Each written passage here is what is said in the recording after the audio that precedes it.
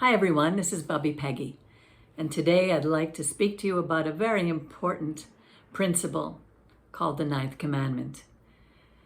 You shall not bear false witness against your neighbor.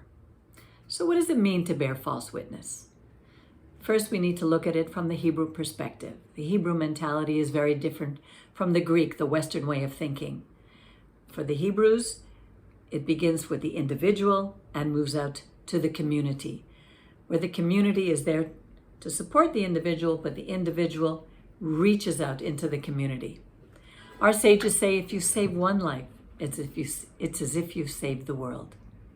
So let's begin with ourselves. If I bear false witness against myself, it means I have formulated a false opinion about me, one in which I put myself down. When I was young, I believed that I was ugly, I was stupid. That made it so hard for me to make friends at school. Not because of them, but because of me. And it took me many years to learn that I had gifts and talents that I could use to help others. I had borne false witness against myself. A poor self-image is based on false presumptions that affects everything in our lives. And we have to work on changing that. I once heard someone say, God doesn't make junk. Well, the idea that goes from the individual to the community, it says we are not to bear false witness against our neighbor. If it's easy to believe false lies against ourselves, it's certainly easy to believe them against others. Remember, we are to love our neighbor as we love ourselves. So if we put ourselves down, it's easy to put others down. So who are our neighbors? Not just the people living next door. It's your friends at school, people in your family, people at work, your colleagues, people who live in the community. If we start from ourselves and spread outwards, we need to realize that sometimes we formulate a false opinion, a false witness about another person, even if we don't know them, and it could be based on what we've heard about them. That's done because of their race, their color, their financial status, their popularity, or whatever.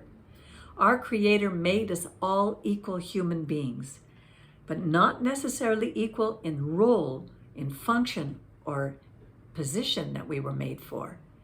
Not everyone has a talent to be a musician. Not everyone has a gift of compassion to be a nurse, but the nurse and the musician are equal as human beings. False stories are spreading like wildfire all over social media. And once it's out there, it's impossible to stop it. Have you ever heard the story about a man who spread terrible gossip about a rabbi in his community? And then one day he realized it, or he acknowledged it, and he went to the rabbi to apologize and try to make it right. And he said, Rabbi, what can I do? I feel so bad. And the rabbi said, well, you know what? You need to take a feather pillow, bring it to the center, the square in the middle of the village, cut it open, take out the feathers and let them fly away, and then gather all the feathers and put them back in the pillow. And the man said, but that's impossible. The rabbi said, that's right. That's the effect that your gossip has had. It's impossible now to make it right. Do you know that gossip is also bad for your health? There's a story in the Torah about Miriam, the sister of Moshe, how she complained to her brother Aaron about the Cushite woman whom Moshe had married. She spoke behind his back. That's called Lashon Hara, the evil tongue. Do you know what happened to her? God gave her a contagious skin disease called Ta'arat. And she had to be quarantined for 7 days while the entire community waited for her and prayed for her. When someone gossips to us about someone else, we need to stop the virus before we get sick the way Miriam did. If someone tells you something about another person before they speak to that person and deal with it, stop them. Tell them to go directly speak to the other person about it, or you will.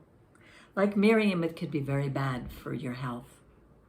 There's another problem developing today, and it's affecting our young people. It's called cyberbullying. The problem doesn't start with our youth. It starts on a large scale where nations bully other nations. You know, my great-grandparents emigrated here in 1911 from Kiev, from Ukraine. And I wondered, why would they leave? They were well off. So I Googled it, and I found out that at that time, the people were believing a lie and causing them to stage these pogroms. And the lie was called a blood libel. And it said that Jews were kidnapping Christian children and using their blood to make matzah. Ridiculous, but people believed it. What lies do people believe today? Not only about Jews, but about so many other races. When we twist the truth for our own personal gain, it's called manipulation. And in 1 Kings 21, it says manipulation is as bad as sorcery or witchcraft, which is wrong in God's eyes. We can learn great wisdom from our Torah. And we can, if we learn from them and we obey these commandments, we will save ourselves a lot of pain in our lives, not only for ourselves, but for others. So how do we stop it? One person at a time. It begins with you. It begins with me.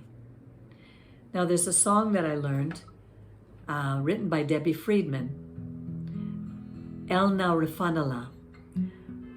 When Miriam became sick, her brother Moshe prayed, "Please, God, please heal her." And in the same way, let us pray that we would be healed, that our families would be healed, that our world would be healed. Helena Refanala, Helena Refanala, Helena Refanala, Helena Refanala. And Moses cried, "Heal Miriam, heal Miriam, this I pray." And Moses cried, "Heal Miriam, heal Miriam, this I pray." Helena Refanala, Helena Refanala, Helena Refanala, Helena Refanala.